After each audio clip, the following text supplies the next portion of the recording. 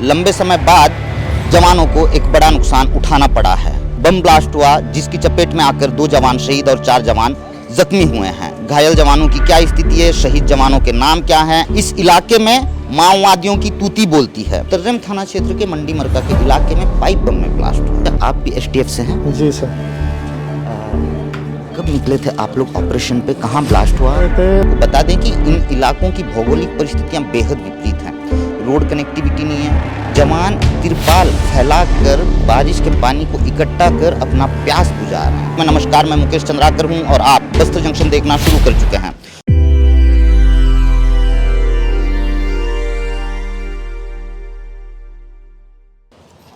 भरी बारिश में भी एंटी नक्सल ऑपरेशन में किसी भी तरह की कोई कोताही नहीं बरती जा रही है।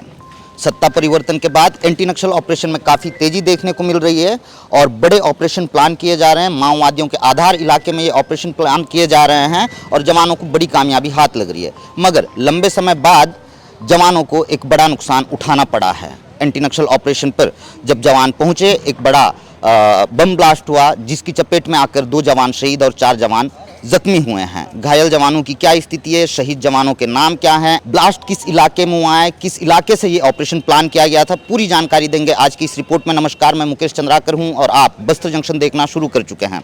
दरअसल दंतेवाड़ा, बीजापुर और सुकमा का जो ट्राई जंक्शन का एरिया है, इस इलाके में माओवादियों की तूती बोलती है और इसी इलाके में एंटी नक्सल ऑपरेशन प्लान किया गया था। 16 जुलाई को बीजापुर के तर्रेम थाना क्षेत्र से एसटीएफ की 2 टीम, कोबरा की 1 टीम और इसके साथ ही दंतेवाड़ा और सुकमा से डीआरजी के जवानों की एक टुकड़ी को इस इलाके में एंटी नक्सल ऑपरेशन के लिए भेजा गया था। 16 जुलाई की देर शाम यानी कि रात को जब जवान वापस लौट रहे थे इस ऑपरेशन से, तो तर्रेम थाना क्षेत्र के मंडी मरका के इलाके में पाइप बम में ब्लास्ट हुआ। इस ब्लास्ट की चपेट में आकर 2 जवान शहीद हुए, 4 जवान जख्मी हुए हैं। घायल जवानों की स्थिति सामान्य है और घायल जवानों का इलाज इस वक्त जिला चिकित्सालय बीजापुर में चल रहा है। और जो घायल जवान हैं, घायल जवानों को रेस्क्यू करने की तैयारी भी चल रही है। जी मैं समझ रहा हूँ सर। बस 2 मिनट दे दीजिए, 2 मिनट जी, बस 2 मिनट दे देंगे। आपकी परेशानी समझ रहे हैं, हम भी घायल जवानों को परेशान नहीं करना चाह रहे हैं। तो यहाँ घायल जवान हैं, हम घायल जवानों से भी चर्चा कर लेते हैं कि कैसे। सर आप भी उसी ब्लास्ट में थे? नहीं थे? ओके।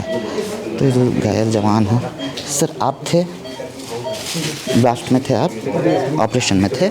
शुभ नाम क्या लिखते हैं सर? संजय कुमार मंडावी। जी, संजय कुमार मंडावी। अच्छा संजय भैया, आप भी एसटीएफ से हैं? जी सर। कब निकले थे आप लोग ऑपरेशन पे? कहाँ ब्लास्ट हुआ? परसों निकले थे रात के, शाम के। जी। कल वापस आ रहे थे तो मंडी मरका की इस पर ब्लास्ट कर दिए।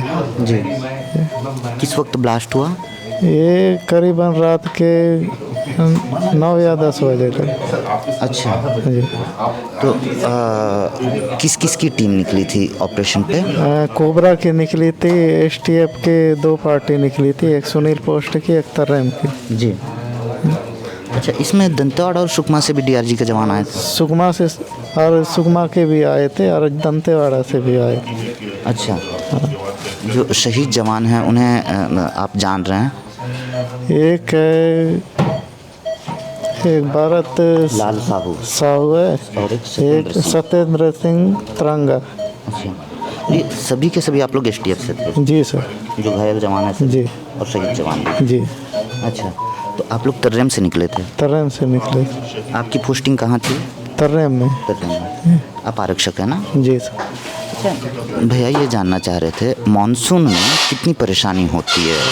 वो तो जैसे निकले सर तो तब मानसून तो छूटा ही नहीं है। जी।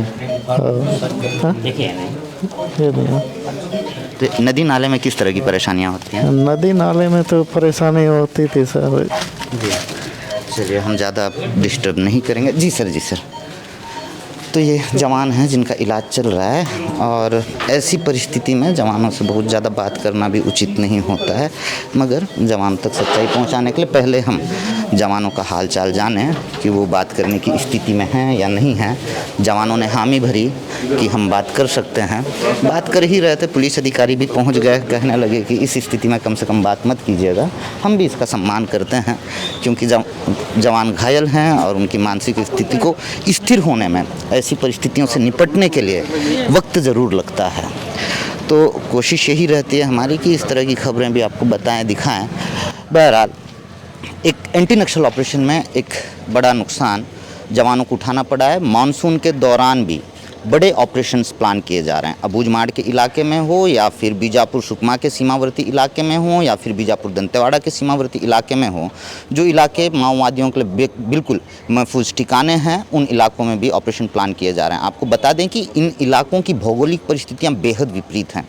रोड कनेक्टिविटी नहीं है, किसी भी तरह से नदी नालों में पुल पुलियाँ नहीं है, उफनते नदी नालों को पार करते हैं जवान।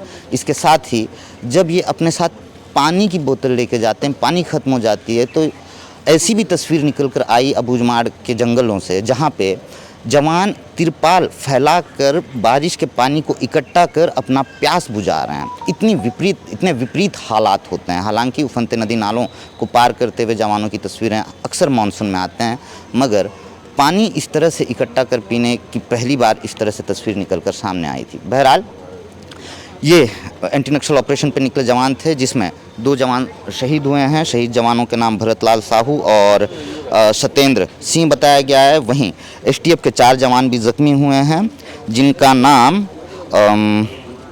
पुरुषोत्तम नाग, कोमल यादव, सियाराम सूरी और संजय कुमार बताया जा रहा है। और इन चारों जवानों का इलाज जिला चिकित्सालय बीजापुर में चल रहा है। और अब इस एम्बुलेंस में सवार कर इन्हें पहले पुलिस लाइन स्थित हेलीपैड ले जाया जाएगा, जहां से एयरलिफ्ट करने की तैयारी की जा रही है। और घायल जवानों का इलाज जो है रायपुर में निजी अस्पताल में होगा। तो आज एक बड़ी घटना हुई और ये उस घटनाक्रम से जुड़ी हुई जानकारी थी।